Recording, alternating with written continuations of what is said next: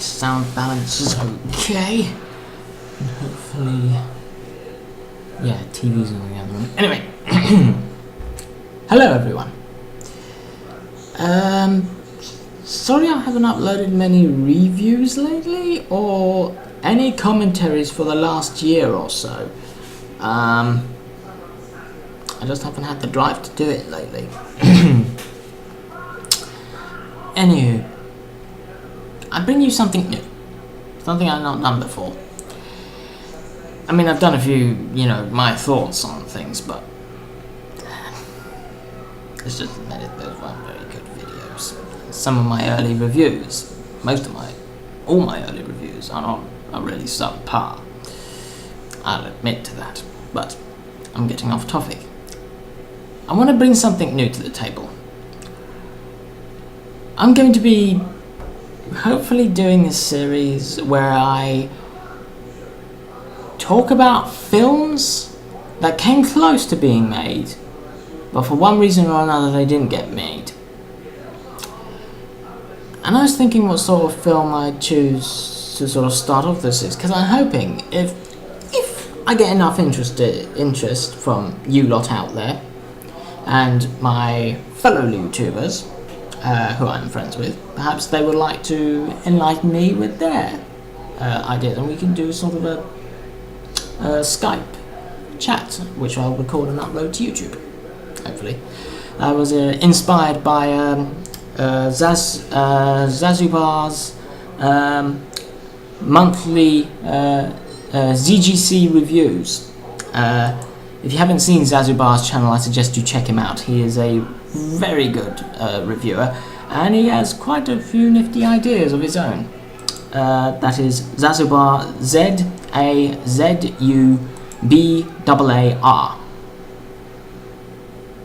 Check him out. But yeah, getting back to the topic. I thought, well, so many films have been close to being made, but haven't been made. And so that started me thinking, what would be a good idea? What movie would start this all off perfectly? And then, like a bolt of lightning, it hit me.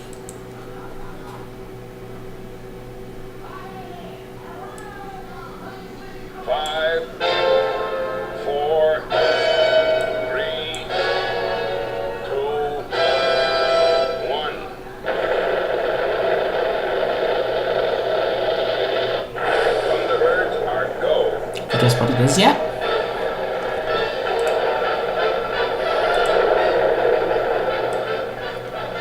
Yes, I'm of course referring to Thunderbirds. Nay, I hear some of you cry. Wasn't there a Thunderbirds movie? Haven't there been several Thunderbirds movies? We had the original. We had the original pair of movies from the '60s. In Super Mario Nation, and we also had the 2004 film by Jonathan Frakes, which is not a very good movie. It was held awfully. But to them I say, yes indeed, there was a live action movie in 2004. But did you also know that in the mid-90s there was a plan for a live action Thunderbirds film? And it was planned for release between September of 1997 and April of 1998.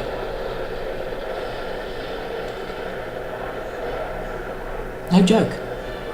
And they came pretty damn far with the production as well. Gee, it sure was swelling to come here.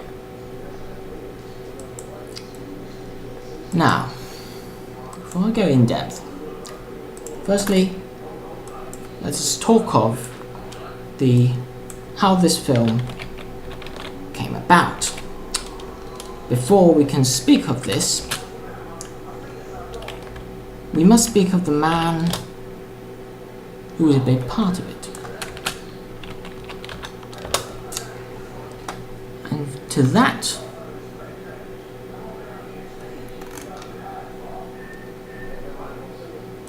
we must talk of a certain producer slash screenwriter slash director who you probably might not have heard of, although you would have heard of a lot of his work. I am speaking of the man known as Karey Kirkpatrick.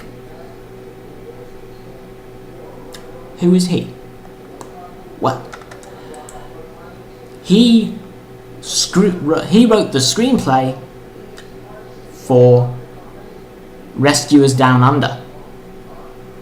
He also co-produced and directed Honey, I Blew Up the Kid. Honey, I Blew Up the Kid and Honey, We've Shrunk Ourselves.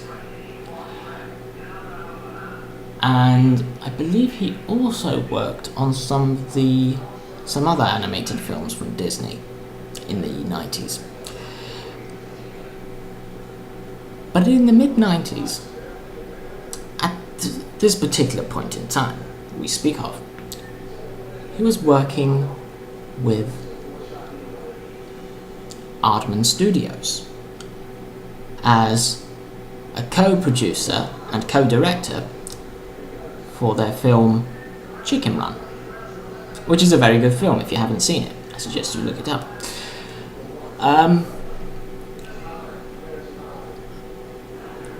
One day, whilst going over the scripts and whatnot, he gets a telephone call from a friend of his, who he describes in the interview as Dan. I don't know who this man is, and if anybody can come up with an idea of who this guy is, please let me know. But his friend Dan calls him up and says, Karey, I've got a movie I've been asked to help produce. It's being made in England, and it's an old British TV property, but it's far too big for me to handle on my own. Would you like to come down and help? And because he was helping to make Chicken Run at the time, he was in England. So he says, oh, I'm in England. I'm working on a film with Aardman Studios, one of their stop motion films. You are? Are you free on Friday? He said, sure, I'll be down on Friday. Good. Cool. I'll call you Friday at this time, and we'll meet here and we'll go over it. And he went down on Friday and he met with him. He said, a company here in England called Polygram Video have the distributing rights and marketing rights for a certain British TV series from the 1960s. It's a puppet show, but it's gathered a cult following. So much so that these guys at Polygram put forward the idea for a live action movie. And Karey Kirkpatrick was apprehensive. He'd never heard of this series before, which wasn't surprising. I mean, I'm not sure if Thunderbirds was given a second airing in the US at the time. I mean, I know that Fox Kids did a vague adaptation. Less said about that, the better. But, getting off topic, Karey Kirkpatrick went down, and when he heard the basic plot, he was blown away. The basic concept for the series, that you have an organisation dedicated to humanitarian aid and had a fleet of machines that would go out at a moment's notice to anywhere in the world and bring rescue aid. You know, a brilliant idea. And he thought, this has all the makings of a big movie. And he said, are you on board? And he says, yeah. And so in early 1996, they started the process of pre-production. I think, at least, I'm not sure on this. but they started pre-production work, and they got pretty damn far whilst making this movie. They got pretty damn far. But we'll get to that later on. Sorry, that's somebody calling on Skype. Someone else. I'll ignore them. Really distracting. But Karey Kirkpatrick, after overviewing everything, he said, "This sounds really good. I think we could make this work." And he met with some of the producers to ask for the money for production. And according to him, one of the producers said, "Is it possible one of these Tracy brothers could be black?" They legitimately asked that. I know.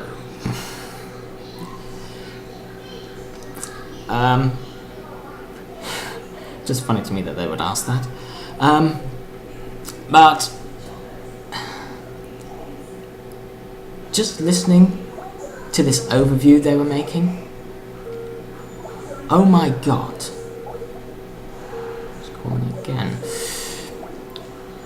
Anywho, just looking at the overview that they had planned, Polygram Video provided them with the entire series of Thunderbirds for reference material. And all of them watched the entire series from beginning to end to get reference material.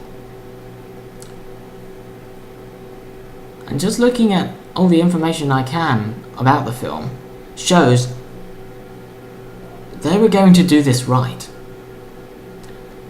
They had the right people involved. They had the right kind of story written out. Well, the finalized script that, well, part of it that I've been able to find, and the basic overdraft I've found, shows that they had a lot ready for this.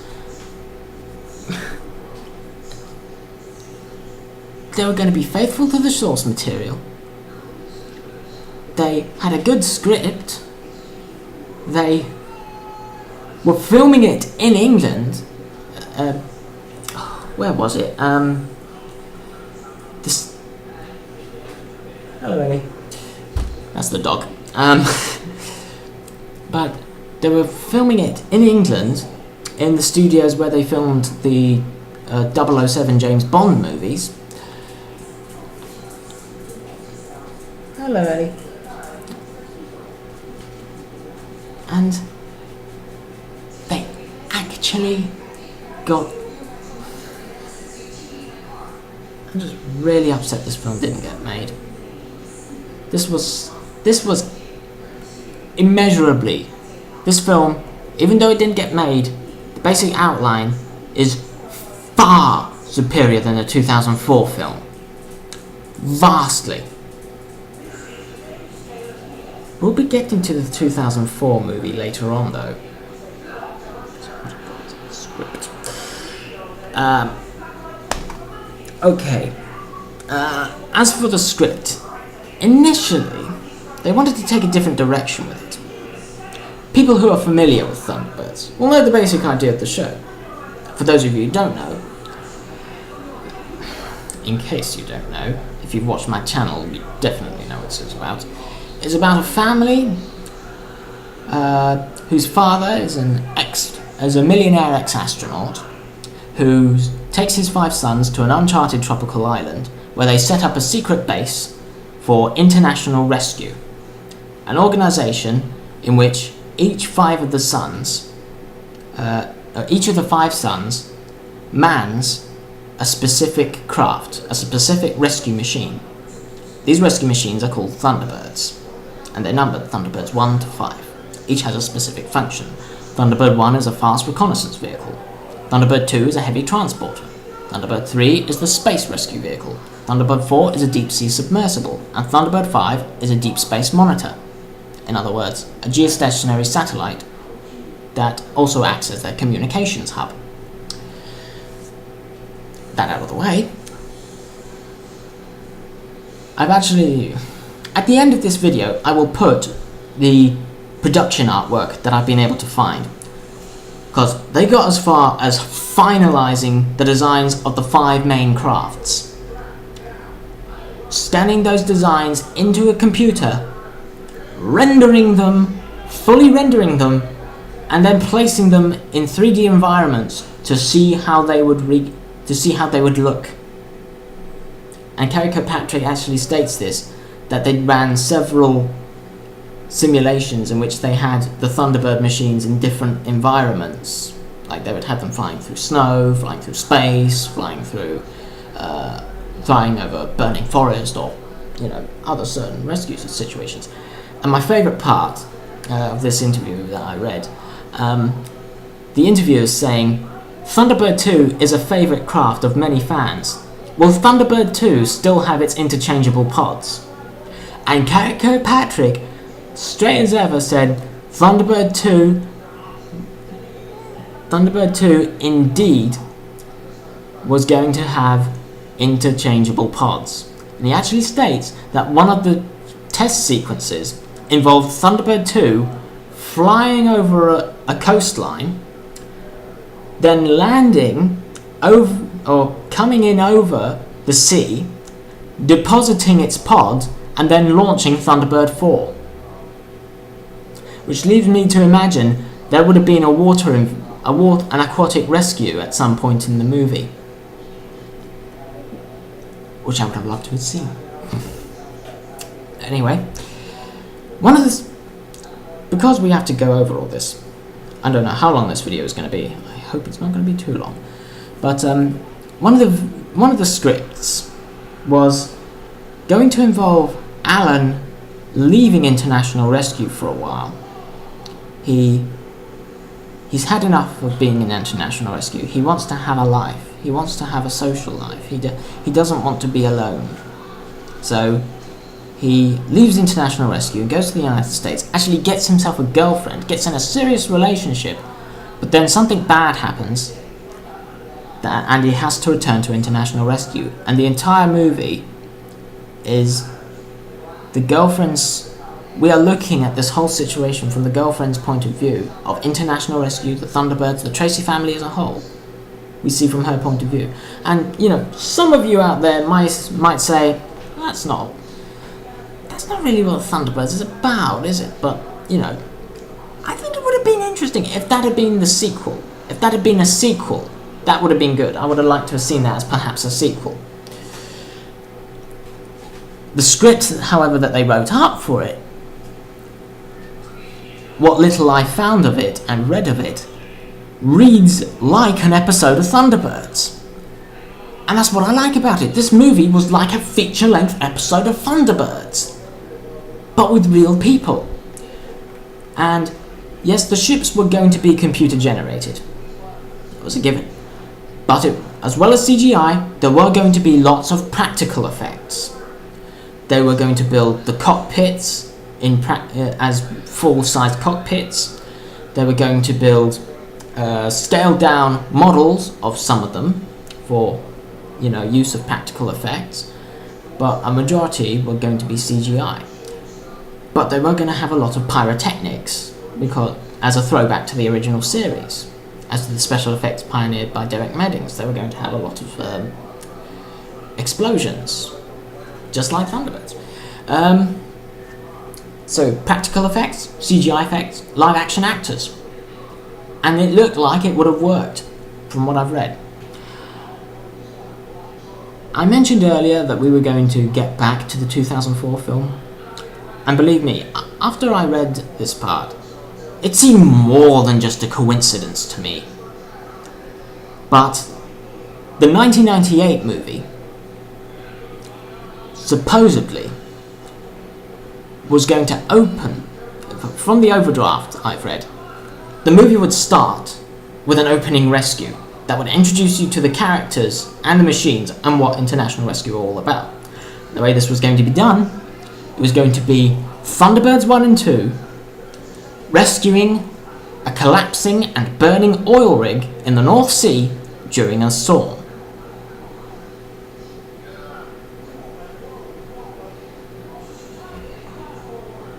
Tell me what that reminds you of.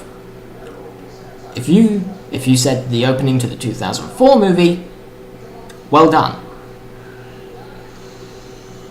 In fact, Karey Kirkpatrick mentions in the interview that he wouldn't have been surprised if a lot of all the leftover material was taken by Jonathan Frakes and his team and worked into the 2008 movie. 2004 movie, sorry. I know this doesn't surprise me, but I saw it as more than just a coincidence. He outright stole the opening to the 1998 movie. But, so, after that, after the opening rescue, Thunderbird 1 and 2 would have flown past the camera towards the coastline, and then the opening credits would have rolled. And after that,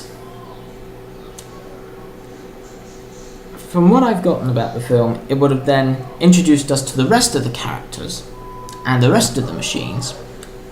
So perhaps it would have had John and Scott going up in Thunderbird 3 to relieve Alan aboard Thunderbird 5, and John would have stayed on Thunderbird 5 and come back to Thunderbird 3. And maybe it would have had Scott and Virgil returning from the rescue, which we often see in the original series. As for International Rescue themselves, they don't mention this cast list as they didn't get that far. They had the rough script written, and they were ready to make a casting call, and they were ready to start casting actors for it. And I wouldn't have minded having American actors, because, to be honest, in the original series, you had Australians doing American accents for the characters in the original series. If in case you didn't know that.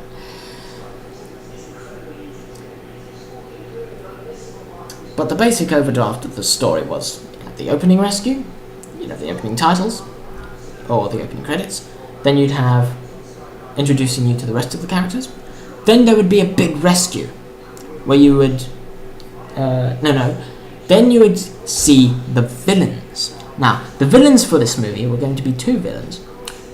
One you would recognise, and one that was made up just for the film. First one would be the Hood.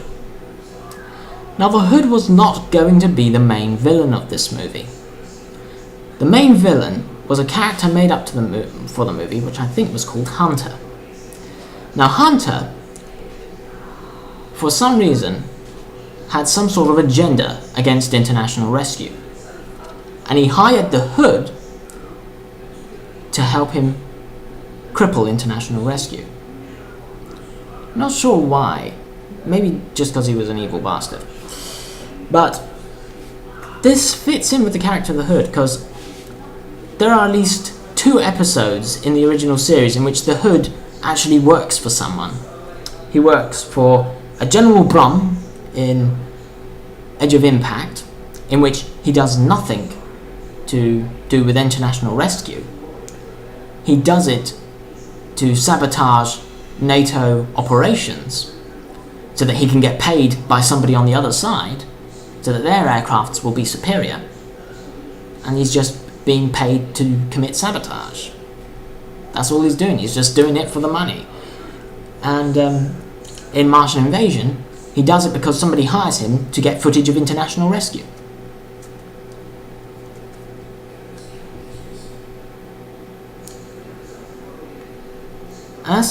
And I like that idea.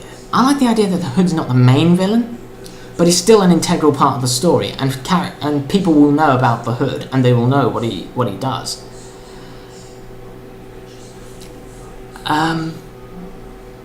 Hunter, however, there's not much really elaborated on him until we get to the end of the movie, or the climax of the movie. But anyway, after introducing us to the villains then use a natural disaster to their own gain, as I think at some point there was going to be a disaster in Japan or China, judging from the production art that I've been able to find, which I will upload, which I will show at the end of this. It seems that there was going to be an earthquake, either in Japan or China, or maybe South Korea or something, but a high-tech city was going to be decimated by an earthquake, and a subway train was going to crash in the subway, and a fire breaks out in the subway, and the fire slowly and steadily begins encroaching in on the train.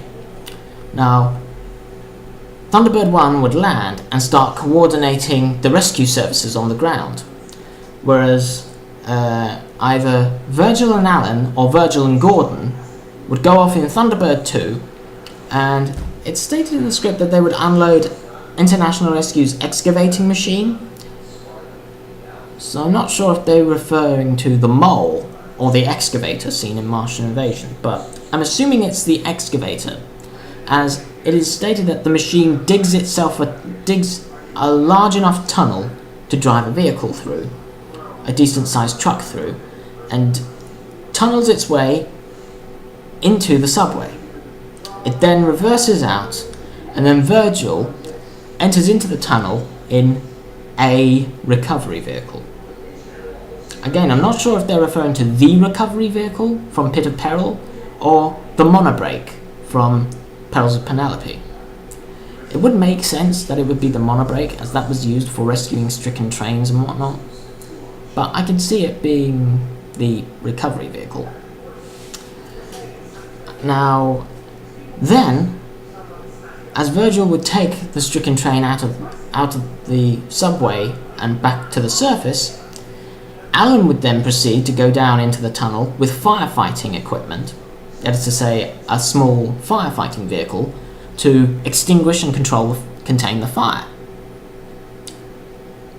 That sounds like the plot to a Thunderbirds episode, doesn't it? And then on the way back, whilst Thunderbird 1 landed and Scott's coordinating the efforts, the Hood places some sort of tracking device on Thunderbird 1 so that he can track International Rescue back to their base. This is also something that happens in the 2004 movie. The Hood's minion Mullion in the 2004 movie shoots a gel-like substance onto the nose cone of Thunderbird 1, which somehow acts as a tracking device, because I don't know how that was supposed to work. It made sense when at the time, I guess. But anyway, basically, it doesn't state what happens exactly, but he brings International Rescue to their knees. So all I can imagine is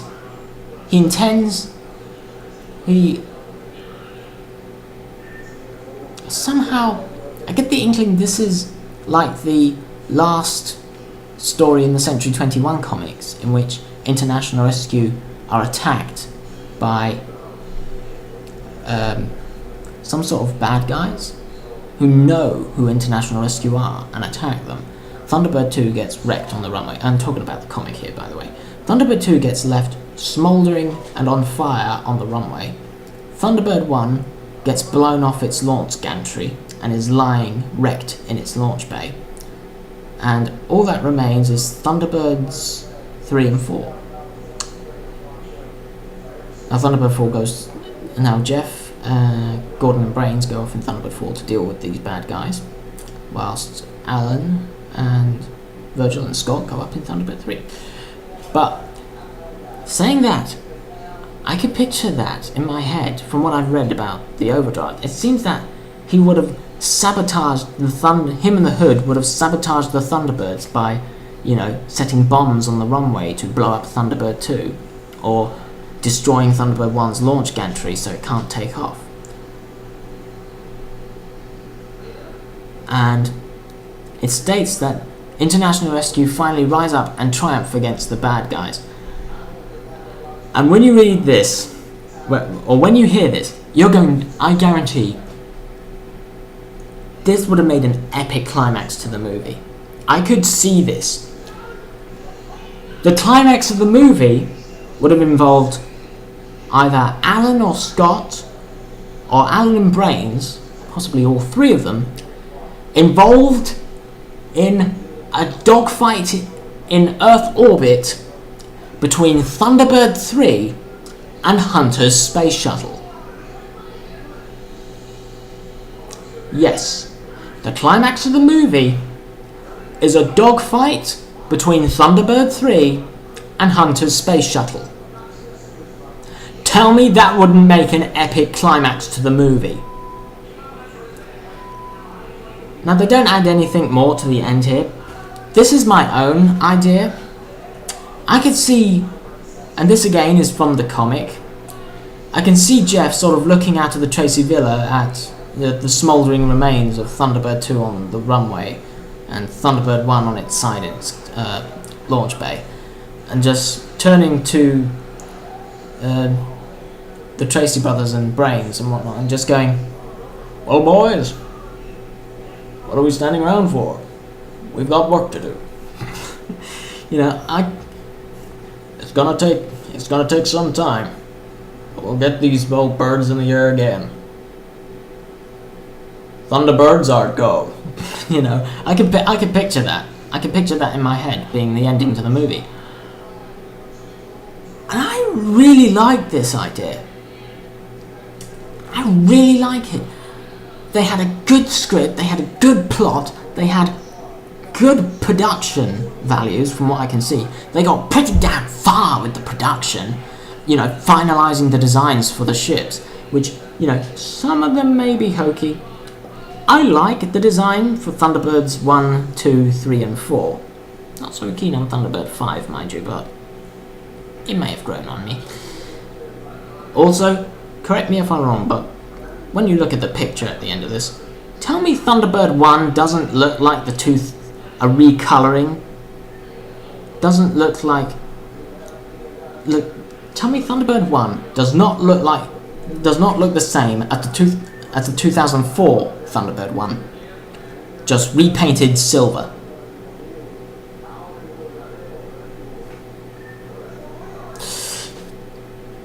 Something else they got from the production. I just wish they would have kept Thunderbird 2's pods. Anywho, so, with such a great idea, why did the movie not get made? 2 words. The Avengers. Not Marvel's Avengers. ITC's Avengers. That's right. The movie that came out in the 90s, based on the 60s TV show from ITC.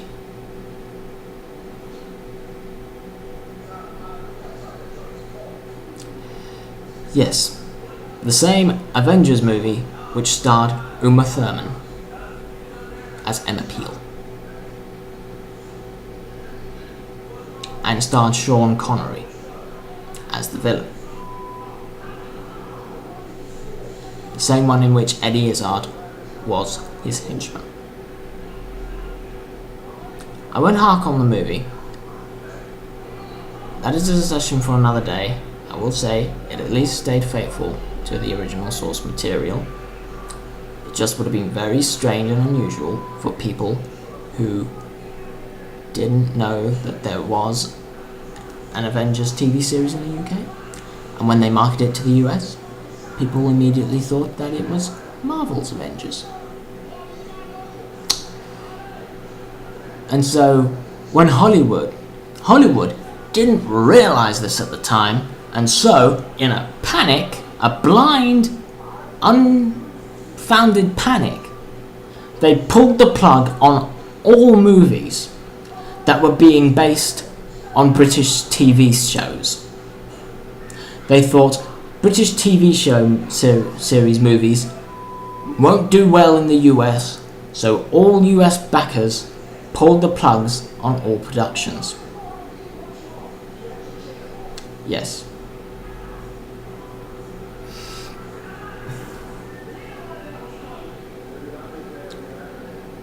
And so, 1998 movie was never made. It came pretty damn close, it just wasn't made.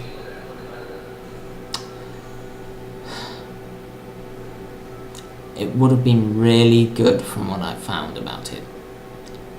Been really good. Oh well. I shall leave you all with these bits of production art I have been able to find. Until then, I'll let you know if this gets received well.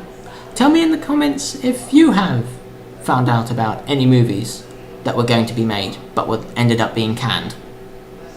Let me know. I might feature you in the series.